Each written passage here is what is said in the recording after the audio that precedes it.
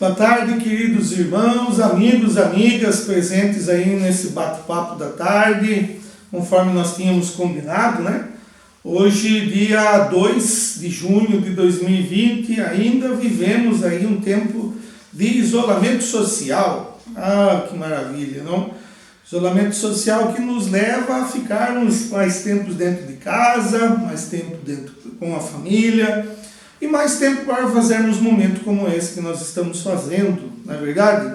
Lembrando que está sendo transmitido por dois faces, né? O meu face, Denilson Marques X, e o face da Eliane Marques. Então, se um dos dois aí começar a falhar, vocês podem buscar em outro face. Então, são dois faces aí transmitindo. Já queria mandar um abraço lá para os amigos que estão participando conosco, o Júnior Piscinato, lá da cidade de Votorantim, a Isaura aqui de Porto Feliz, da nossa comunidade.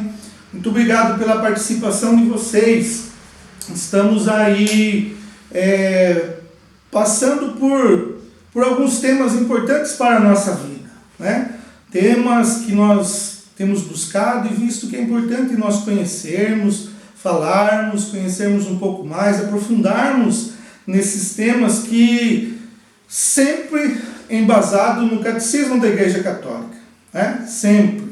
E não é porque você não é católico que você não pode participar, porque, por exemplo, o tema de hoje, fidelidade do amor conjugal. Nós vamos passar aí, inclusive, pela participação dos casais de segunda união, casais separados, casais não casados. Como é que podem participar da igreja? Como é que a igreja acolhe? Como podemos fazer para regularizar essa situação? Enfim, situações que todas as pessoas, independente da crença, independente da religião que professa, da fé que professa, são temas importantes para a vida cotidiana, né? Então nós já vimos sobre a liberdade, já vimos sobre as virtudes, já falamos um montão de assuntos aí bastante interessantes. E hoje vamos continuar aí falando. Eu falei no sábado, né, que falaríamos sobre esse tema no sábado, na terça e na quinta. No próximo sábado a gente muda o tema, tá bom? Então você aí que está assistindo conosco, seja muito bem-vindo e vamos nessa.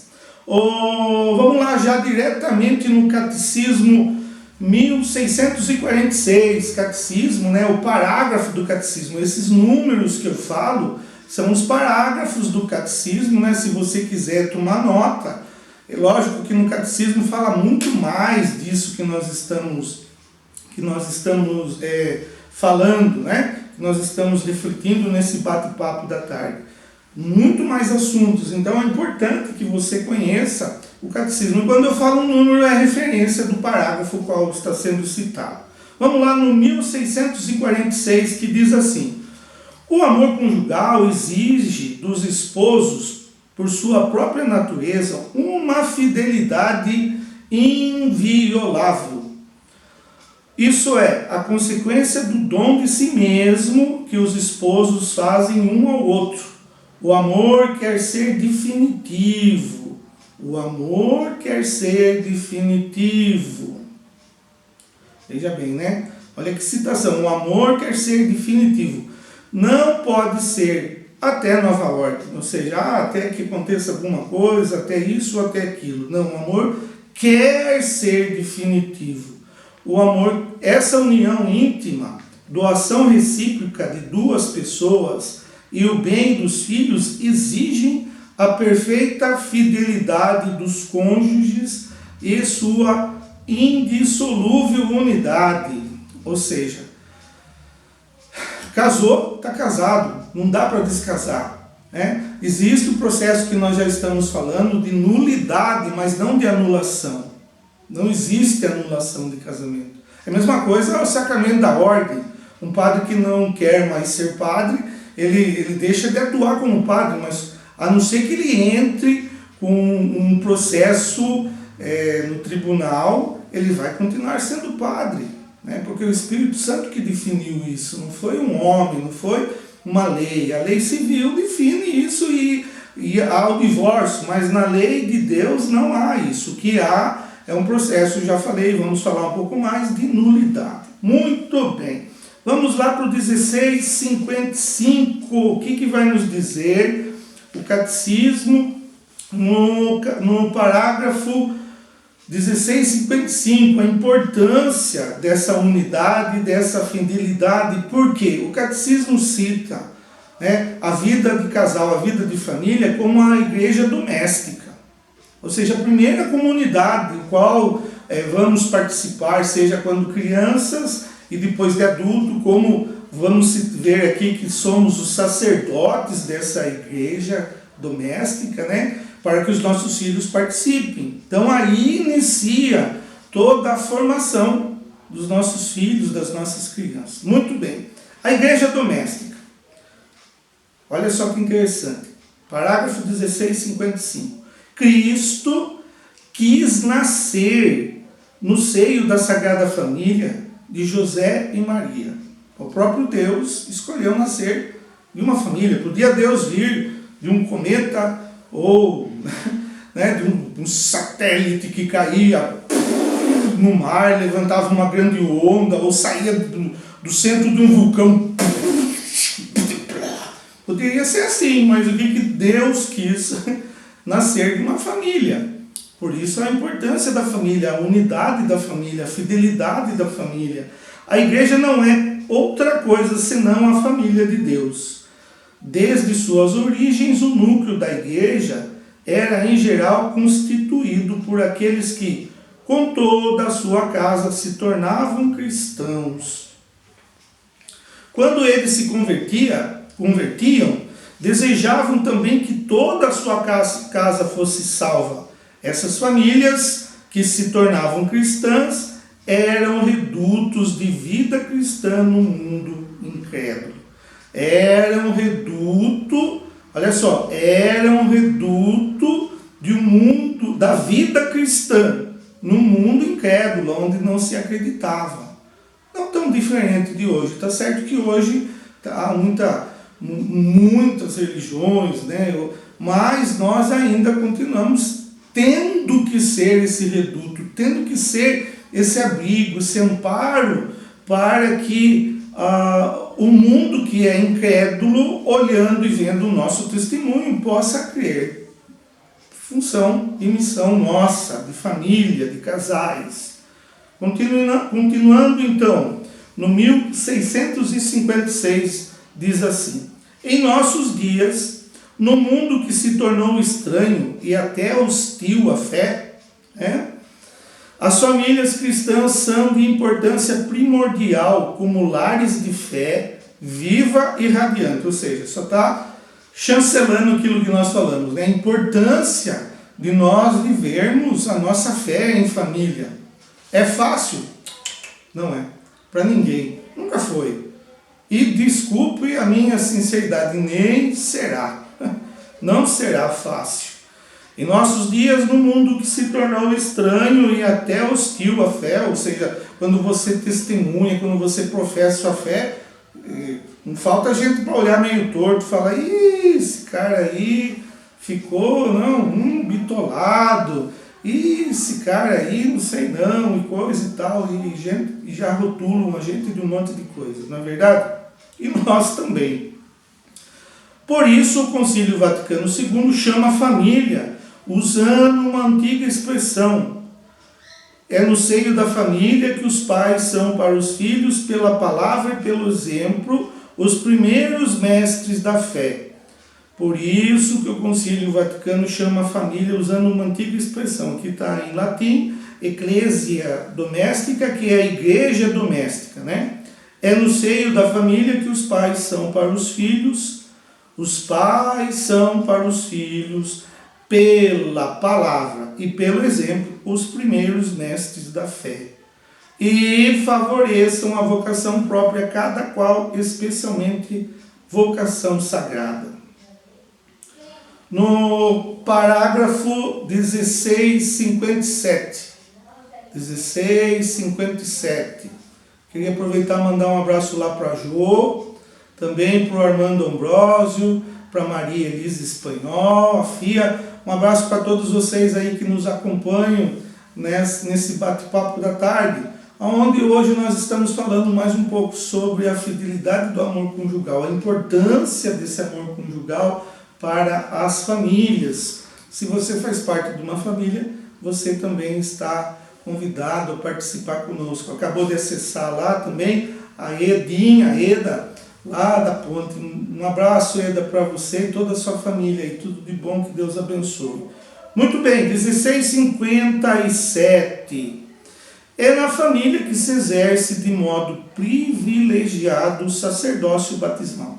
Há dias atrás aí eu dizia isso, né? Quando nós somos batizados, recebemos 3 munos, ou seja, missão profética, régia e sacerdotal. Dias atrás aí vimos a régia, de termos a liberdade, porém, de sermos senhor do nosso corpo, de termos controle sobre o nosso corpo, sobre as nossas paixões, né? Não deixarmos nos levar pelos vícios. Isso no batismo é chamado de munus regi, ou seja, eu sou o dono, o senhor do meu corpo. Logicamente que sem o Espírito Santo nada sou, por isso precisa ser uma junção aí divina e física minha, né? A minha consciência, a minha fé, a minha razão. A minha razão e a minha fé. Então, aqui vem falar do mundo sacerdotal.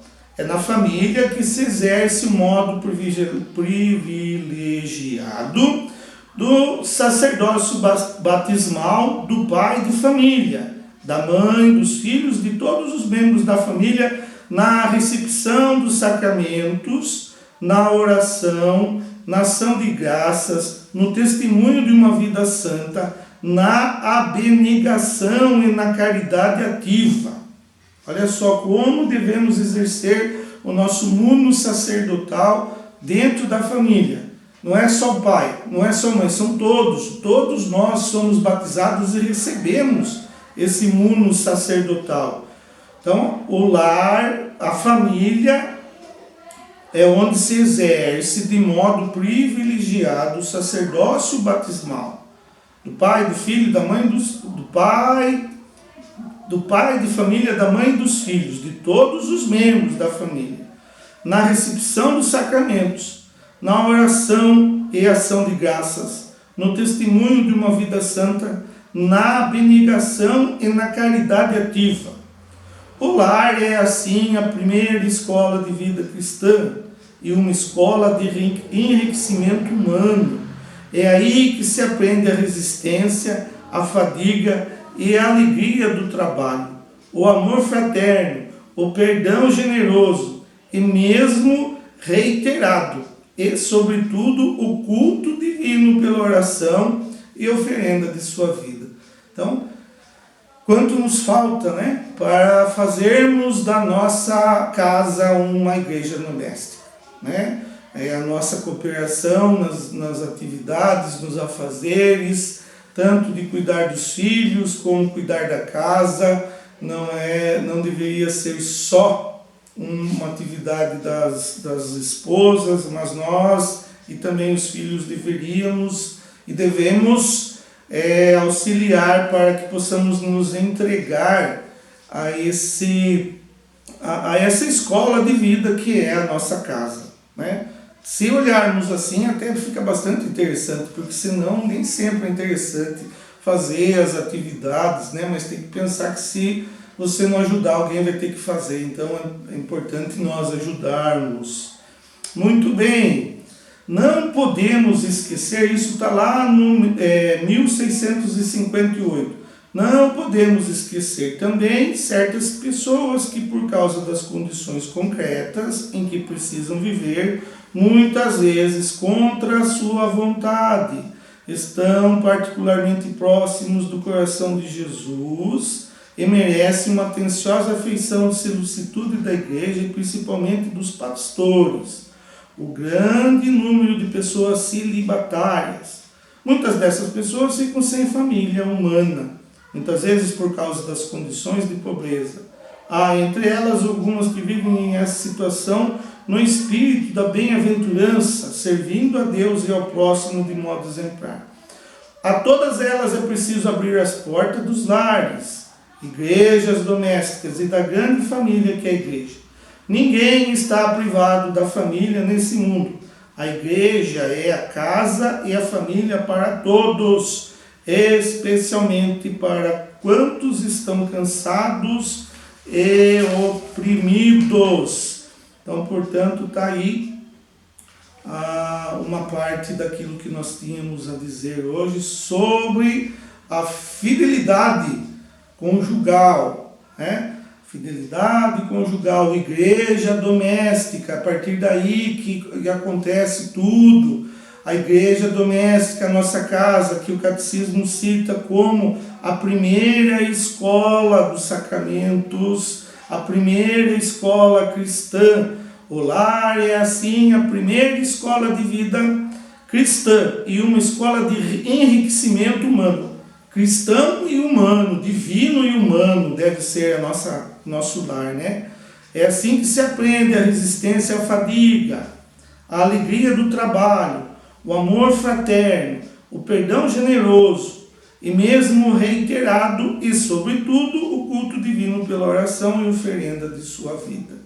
Muito bem, a igreja, a família, então, portanto, é a igreja doméstica, né? Aonde nós podemos exercer o nosso uno sacerdotal recebido no batismo. E é lá na família que nós, pais, damos aos nossos filhos o exemplo pela palavra, pelo testemunho de vida, né? Favorecendo a vocação própria de cada um.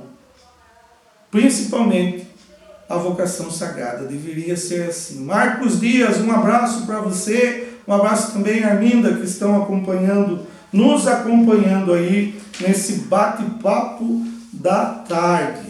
Nós estamos falando também de casais que participam ou não participam da igreja por serem separados ou por estarem em segunda união.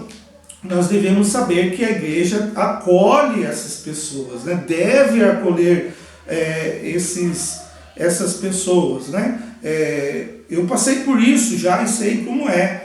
Então é importante nós orientarmos, né, essas pessoas que podem participar da igreja, devem participar da igreja, não se sentir excluídos, como principalmente na maioria das vezes quem se auto-exclui somos nós mesmos, pessoas que passam por isso, né? Estamos muito machucados, estamos aí com o nosso coração lesado. E daí queremos culpar tudo, o padre, o ministro, o diácono, o bispo, o papa, mas não vemos. Eu gosto sempre de dar o testemunho de quando eu fui entrar com essa solicitação, né? Cheguei lá com a maior cara de leco, como uma vítima da sociedade, uma vítima, e o padre entregou para mim um questionário e disse assim: olha aqui, meu filho, preencha esse questionário, tinha mais umas 50 perguntas, colocando o máximo de detalhes possível e verificando o que você colaborou para que a separação acontecesse.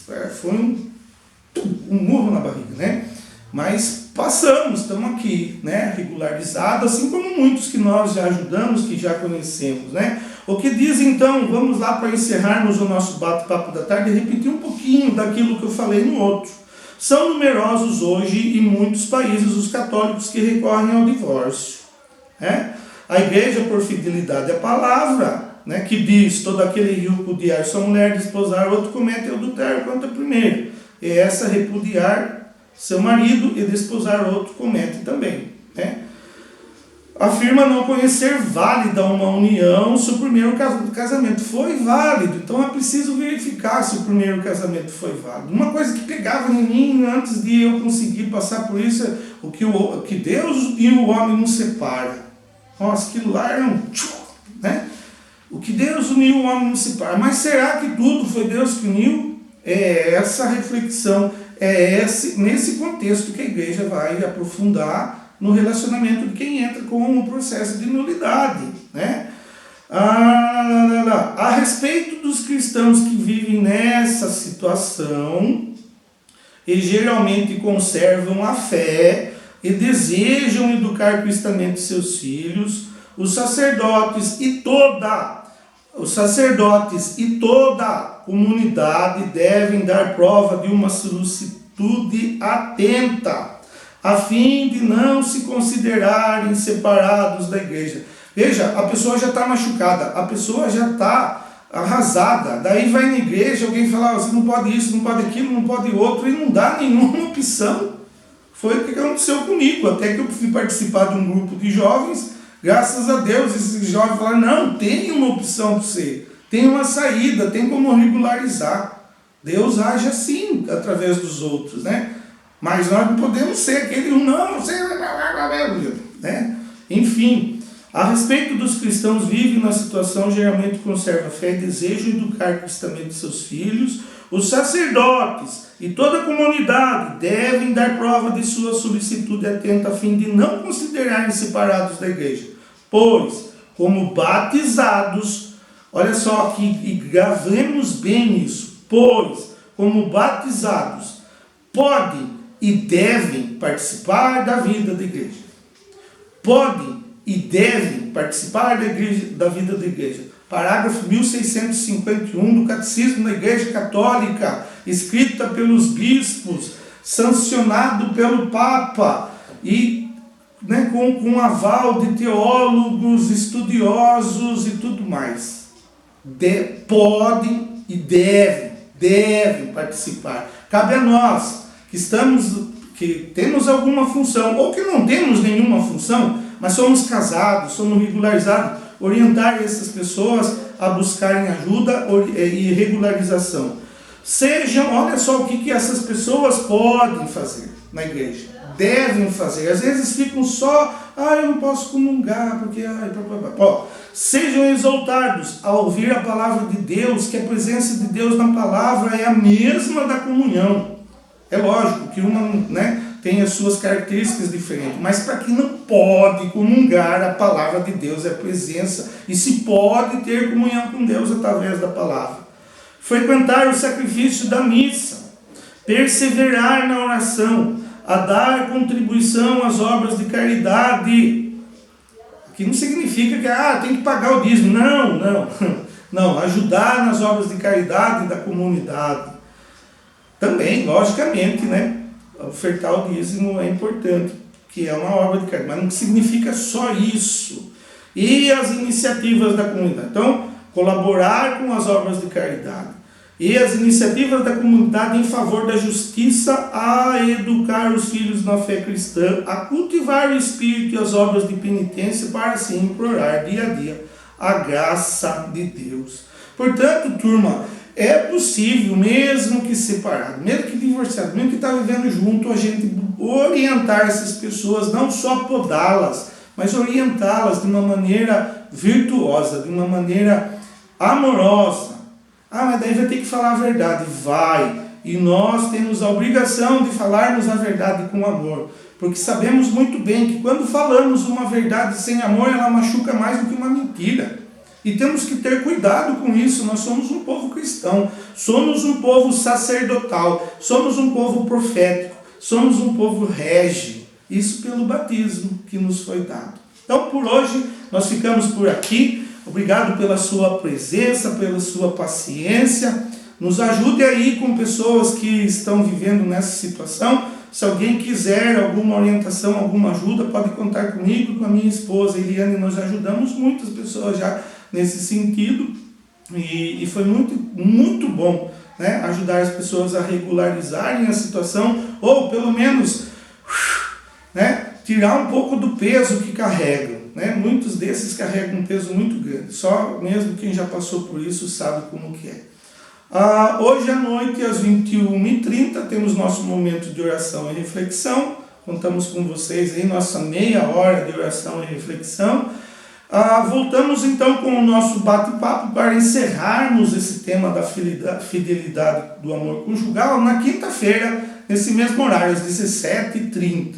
Então, que vocês possam ter uma boa tarde, um bom jantar aí, para logo mais à noite nós também podermos estar juntos rezando e orando pela nossa noite de descanso. Uma boa tarde, que Deus nos abençoe hoje e sempre. Um beijo no coração de cada um e até a próxima, se Deus quiser.